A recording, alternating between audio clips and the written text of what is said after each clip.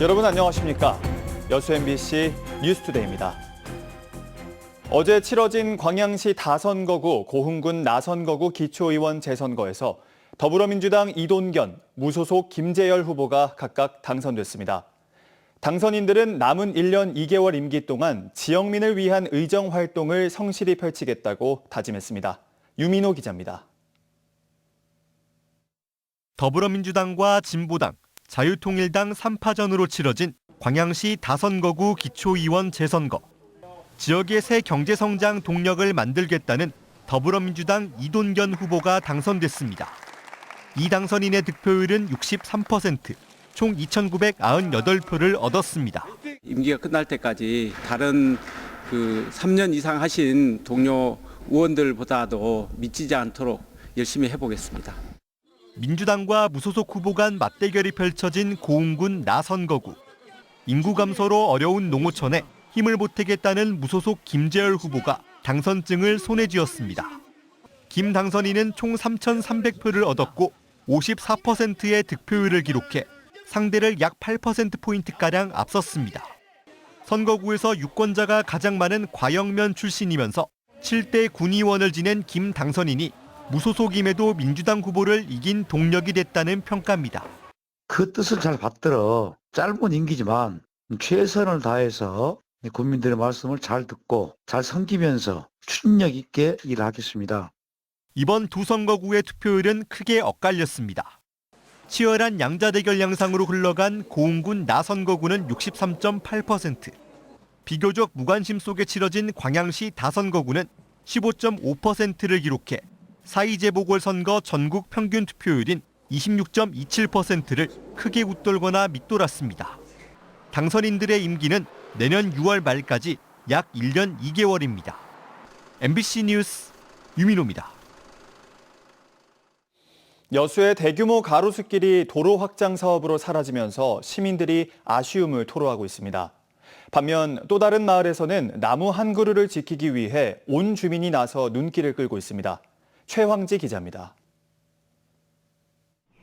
녹음이 우거졌던 바다 옆 산길, 지금은 맨땅이 훤히 드러났습니다. 곧 남해로 가는 해저 터널이 개통되면 교통량이 많아질 수 있어 도로를 확장하고 있습니다. 횡한 메타세쿼이어길을 보자 시민들은 안타까움을 감출 수가 없습니다.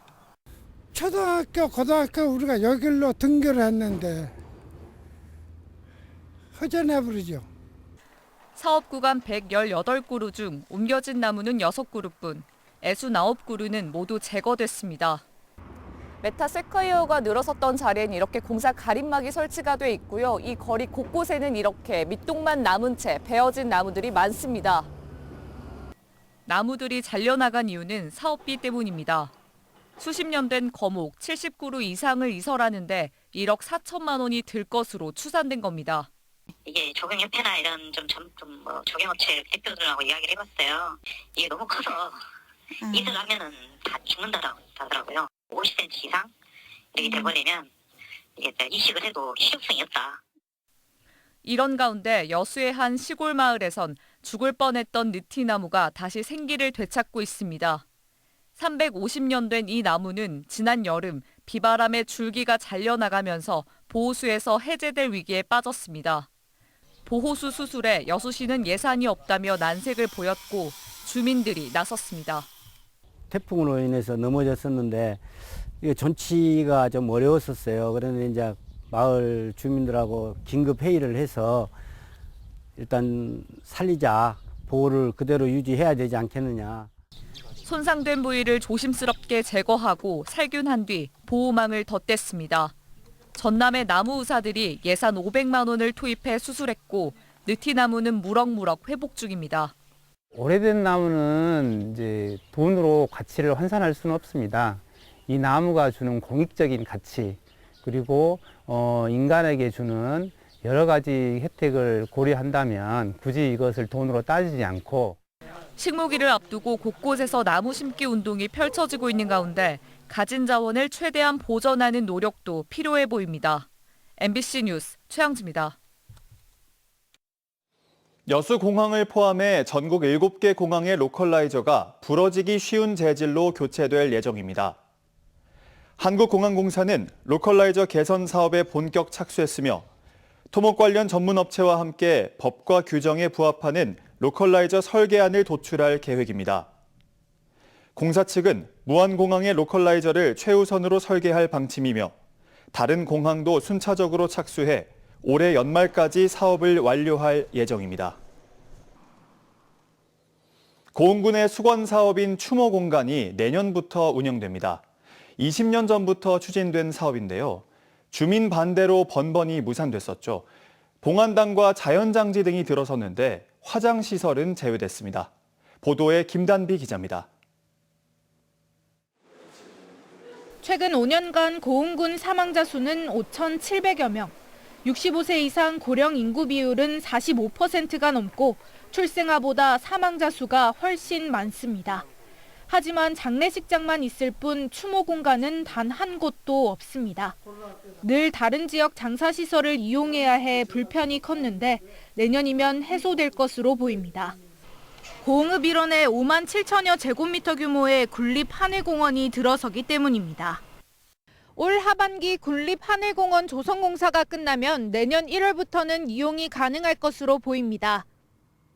총 1,300여 기를 수용할 수 있는 규모로 봉안당과 자연장지, 유택동산과 주차장 등이 들어섭니다. 꾸준히 사망자가 증가되고 있고 그로 인해서 타 지역 이용하는 불편함과 그다음에 이용료에 대한 부담을 지원하고자 저희들이 조성하게 돼 있으며 벌써부터 이용 문의가 잇따르고 있지만 주민 반대 등으로 화장시설이 제외된 건 아쉬움으로 남습니다. 화장시설을 이용하려면 순천이나 광양으로 원정을 가야 하는데 비용도 10배가량 비싸고 이용 시간에도 제약이 따릅니다. 또 화장하고 와서 또 이리 와야 되잖아요. 오후에 뵙게 하는데 그도 당일 날짜로 예약이 안 되면 화장을 못 해요.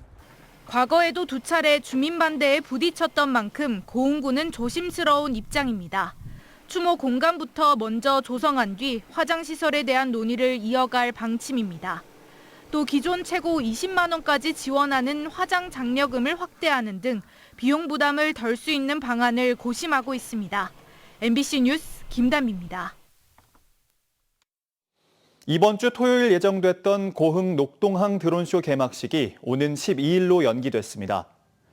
고흥군은 최근 경남과 경북 지역에서 발생한 대형 산불 피해자를 애도하고 산불 재난 국가 위기 경보가 심각 단계를 유지하는 데 따른 조치로 드론쇼 개막식을 일주일 미루기로 했습니다. 다음 주 토요일 저녁 8시에 열리는 개막식에서는 전남권 역대 최대 규모인 2천여 대의 군집 드론쇼와 버스킹 공연 등이 펼쳐질 예정입니다. 국립 5.18 민주묘지를 비롯해 5.18 사적지를 순례할 수 있는 5월 버스가 운행되기 시작했습니다. 시행 첫 해인 올해는 광주 지역 학생들만 이용할 수 있는데요. 교육당국은 5.18의 전국화와 세계화를 위해 전국의 학생들로 범위를 넓혀나갈 계획입니다. 이재원 기자입니다. 이른 아침 광주의 한 초등학교. 학교에 도착한 6학년 학생들이 교실이 아닌 버스에 오릅니다. 20여 분을 달려 학생들이 도착한 곳은 국립 5.18 민주묘지. 5월 영령들의 숭고한 뜻을 기리는 헌화와 묵념으로 학생들의 순례가 시작됩니다. 순례에 나선 학생들은 윤상원, 박기순 두 열사의 묘역에서 님을 위한 행진곡의 탄생 배경을 알게 됐고 노벨 문학상을 수상한 소설 소년이 온다의 모티브가 되었던 문재양 열사와도 첫 만남을 가졌습니다.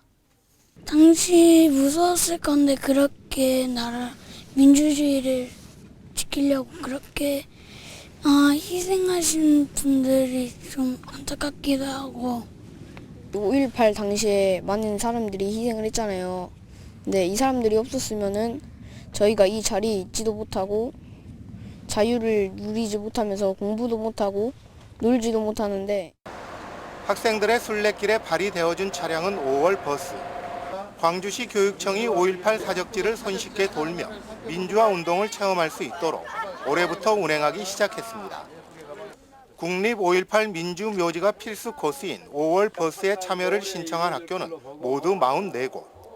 3천여 명의 학생들이 다음 달까지 87대의 5월 버스에 탑승해 5.18 사적지를 순례할 예정입니다. 광주에 있는 5.18 사적지를 마음대로 가서 편하게 해설과 곁들여서 배울 수 있는 그런 체험 프로그램을 만들어보자 그래서 이런 5월 버스를 만들었고, 인솔 교사의 책임을 인정한 법원 판결 이후 위축된 체험학습에 활기를 불어넣어주고 있는 5월 버스. 광주시 교육청은 올해 사업을 실시한 뒤 보완을 거쳐 5월 버스를 전국으로 확대해 나간다는 계획입니다. 5.18 정신 전국을 넘어 MBC 뉴스 이재원입니다. 중국 조선업계의 빠른 자동화 그리고 심화되는 국내 인력난 속에서 국내 조선업의 생존과 경쟁력을 위한 해법이 절실합니다. 지역 조선사와 협력업체들이 손을 맞잡고 로봇 용접 등 자동화 혁신에 나섰습니다. 문현철 기자입니다. 팔을 길게 뻗은 로봇이 금속기를 정밀하게 따라가며 용접 작업을 이어갑니다. 배선 지지대 구조물을 만드는 작업. 이제는 사람 손이 아닌 로봇이 위험하고 힘든 용접을 대신하고 있습니다. 현장에서 선보인 건 자동 용접 로봇 시스템. HD 현대사무가 제공한 도면과 수치 정보를 기반으로 협력사가 로봇과 데이터를 연결해 실제 용접 공정을 시연했습니다. 사람 손보다 용접 속도는 빠르고 품질은 더욱 안정적입니다. 사람이 하는 것 대비 속도는 2.5배 정도 빠르고요. 생산 현상 향상은 60%, 품질은 사람에 비해서 오작률 0%를 달성할 수 있게 되었습니다. 철 의장은 선박에 들어가는 배관과 판재 등 철 구조물을 제작하는 조선산업의 핵심 분야입니다. 하지만 낮은 임금과 열악한 작업 환경, 그리고 고령화로 중소협력업체들은 심각한 인력난에 시달리고 있습니다. 여기에 중국 조선소들은 빠른 자동화로 기술 격차를 벌리고 있어 국내 조선업계도 위기감을 느끼고 있습니다. 노동 집약적인 국내 조선업, 더 이상 뒤처질 수 없다는 절박함 속에서 디지털 전환의 필요성이 커지고 있습니다. 설계 3D 데이터를 제공하고 이를 기반으로 제작 협력사에서는 디지털 자동화 제작을 추진하고 있습니다.